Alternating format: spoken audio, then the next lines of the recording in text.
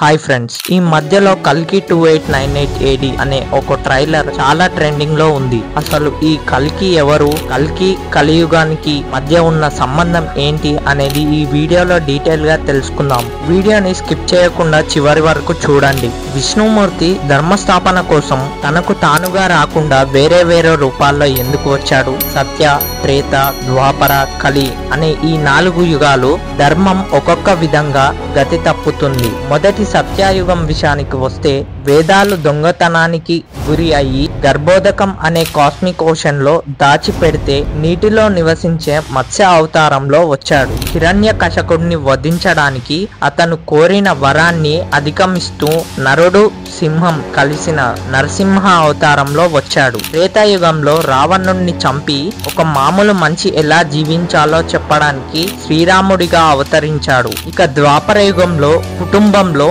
కుళ్ళు కుతంత్రాలు జరుగుతుంటే బాధితులను పరిరక్షించాలని ఎదుర్కొనేలా చేసే ఒక ఫిలాసఫర్ అండ్ గైడెన్స్ గా శ్రీకృష్ణుడి అవతారంలో వచ్చాడు. ఇలా సందర్భాన్ని బట్టి విష్ణుమూర్తి తగిన అవతారాలను ధరిస్తాడు. మరి కలియుగంలో కొన్ని పురాణాల ప్రకారం అంతిమ కాలాన్ని బట్టి కలిపురుషుణ్ణి వధించడానికి కల్కి అవతారంలో వస్తాడు విష్ణుమూర్తి. ఈ కలిపురుషుడు ఎవరు, ఎలా జన్మించాడో తెలుసుకునే ముందు వీడియోకి ఒక లైక్ చేసుకొని సనాతన సోదర ఛానల్ ని సబ్స్క్రైబ్ చేసుకోండి. అలాగే వీడియోలు నోటిఫికేషన్ రూపంలో రావాలంటే పక్కనే ఉన్న బెల్ ఐకాన్ ని యాక్టివేట్ చేసుకోండి. ఇక వీడియోలోకి వెళ్తే కలియుగానికి అంతిమ కాలంలో ప్రజారక్షకులే భక్షకులు అయ్యారు. ఇక డీటెయిల్ గా వివరించాలంటే కల్కి పురాణంలో మొదటి చాప్టర్ ని రిఫర్ చేస్తే బ్రహ్మ సృష్టికర్త అయితే బ్రహ్మ నుండి ఏ పదార్థం వచ్చినా అది ఏదో ఒక రూపాన్ని ధరిస్తూ ఉంటుంది. ద్వాపరయుగం పూర్తయి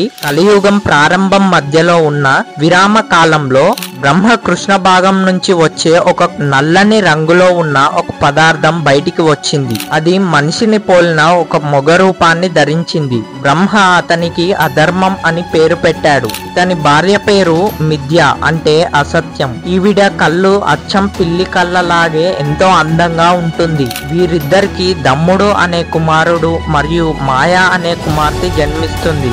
ఒక తల్లికి పుట్టడం ద్వారా వీరిద్దరూ అన్నా చెల్లెలు అయ్యారు. కానీ ప్రకృతికి విరుద్ధంగా అన్నా చెల్లెలు కాస్త భార్యాభర్తలయ్యారు. ఇది మానవ చరిత్రలో మొట్టమొదటి వికృత సంబంధం. వీరిద్దరికి రహిడంతో లోభం అనే కొడుకు అంటే దురాశ, నికృతి అంటే మోసం అనే కుమార్తెని కన్నారు. ఇక్కడ మనం అర్థం చేసుకోవాల్సిన పాయింట్ ఏంటంటే వాళ్ళ కుటుంబం అంతా వాయు వరుసలు లెక్క చేయకుండా ఉంటారు. ఇక్కడ కాంబినేషన్ ని గుర్తు పెట్టుకోండి. లోభం వల్ల అతని సోదరి నికృతి గర్భంలో క్రోధం అనే కొడుకు, హింస అనే కూతురు జన్మిస్తారు. వీరిద్దరికి పుట్టిన వాడే కలిపురుష, ఈ కలియుగానికి అధిపతి. ఈ కలిపురుషుడికి దురత్య అనే చెల్లెలు ఉంది. వీరిద్దరు కూడా పెళ్లి చేసుకొని భార్యాభర్తలు అయ్యారు. వీళ్లకు ఎంతో మంది కొడుకులు కూతుర్లు పుట్టారు. వాళ్ళు కూడా అన్నా చెల్లెలు ఎంతో మంది. వీళ్ళు కూడా పెళ్లి చేసుకొని సంతానం కన్నారు. ఈ సంతానం అంతా అఖండమంతా విస్తరణ చెందింది. వారి లక్ష్యం ఒకటే, భారతీయ ఘన సంపద అయిన వేదాలు, ఉపనిషదాలు, పురాణాలు నాశనం చేయడం వీరి లక్ష్యం.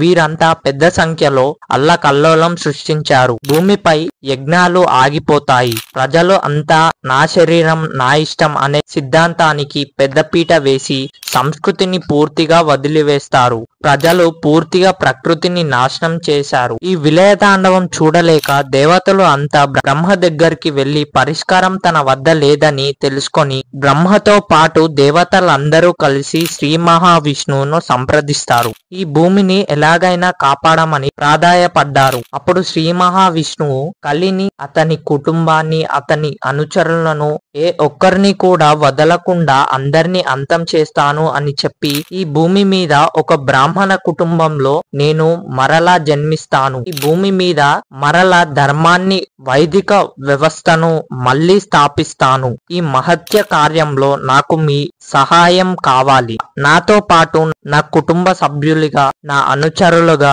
జన్మించడానికి సిద్ధంగా ఉండండి. నేను పెద్ద సైన్యాన్ని ఏర్పాటు చేసి కలి అధర్మంపై ధర్మయుద్ధం చేసి ధర్మాన్ని మళ్ళీ స్థాపిస్తాను అని వాగ్దానం చేస్తాడు. శ్రీ మహావిష్ణువు తన భార్య లక్ష్మీదేవితో, లక్ష్మి, ఈ కార్యం కోసం నీవు సింహాల దేశపు రాజుకి కుమార్తెగా జన్మించు అని తన పథకాన్ని అందరికీ వివరిస్తాడు విష్ణుమూర్తి. ఇక కల్కి ఎలా జన్మిస్తాడు, కలిపురుషుడిపై ఎలా విజయం సాధిస్తాడో నెక్స్ట్ వీడియోలో తెలుసుకుందాం.